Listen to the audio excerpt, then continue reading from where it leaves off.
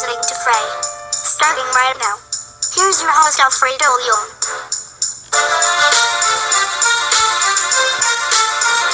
Michael, I know this happened a while ago, but I still want to talk about it as New York Giants running back Saquon Barkley claimed Offensive Rookie of the Year honors at the NFL honors just before the Super Bowl, edging out Cleveland Browns quarterback Baker Mayfield for the award.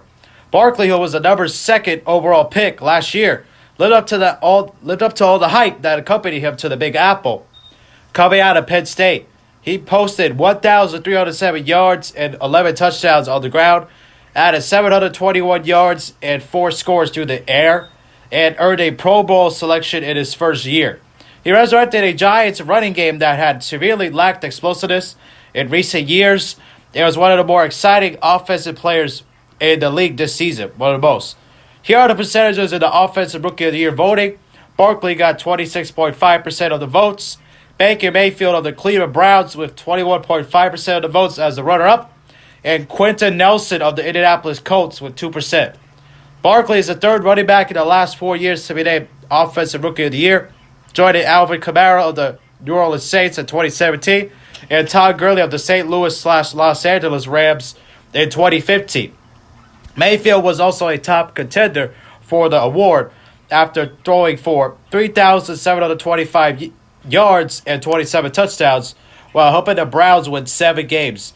Congratulations to Saquon Barkley winning the award. I know this was a while ago, but I didn't get a chance to do it, so I thought I'd talk about it now since it hasn't been that long, even though it has been a while. But anyways, congratulations to him. I mean, he really helped the offense this year. You know, the Giants had another disappointing year, but at least they've had a running back that ran for this amount of yards. They haven't had a running back this good since Ahmad Bradshaw and Brandon Jacobs, who helped them win a couple Super Bowls recently in 2007, 2011. And Barkley, he definitely was a spark to the offense, and especially in another lost year for the Giants. And he and Odell Beckham Jr. be a good tandem, along with Evan Ingram and other guys like that too.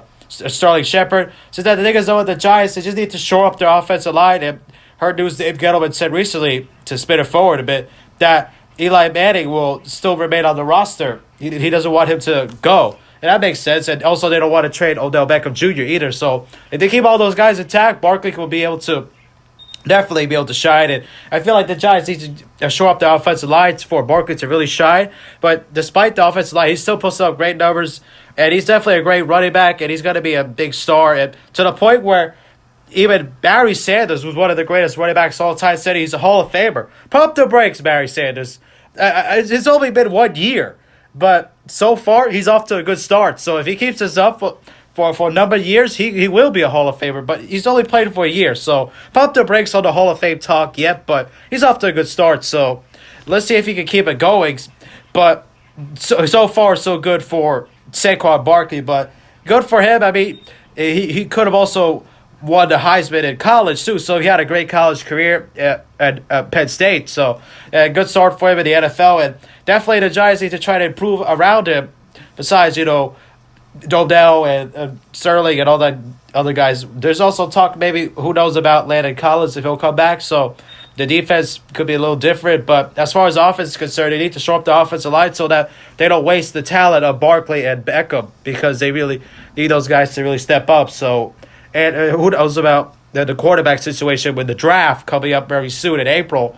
They talk about maybe Kyler Murray or Haskins, one of those guys too. So we'll see what happens there. But as far as Barkley's concerned, congratulations again to winning, and well-deserved because of the type of year he had. And him putting up those type of numbers is incredible for a rookie. I mean, it's incredible what he's done. And despite the fact that the team didn't do well, they got to show more support for him so he could really showcase his potential and help them win championships along with Odell so they don't waste their prime. So, but still, though, congratulations to him again on winning, and really not much else to say, but him winning it is a well-deserved honor, and congratulations to him. And like I said, I have nothing else to say about the award. He's just a great talent, and let's see if he can keep it up and try to help the Giants win some games next year, since Eli Manning's winding down at the end of his career, and we'll see if they could take advantage of all those guys together still to see if they could win another championship before Eli retires, because that'd be great for that to happen, especially for Eli and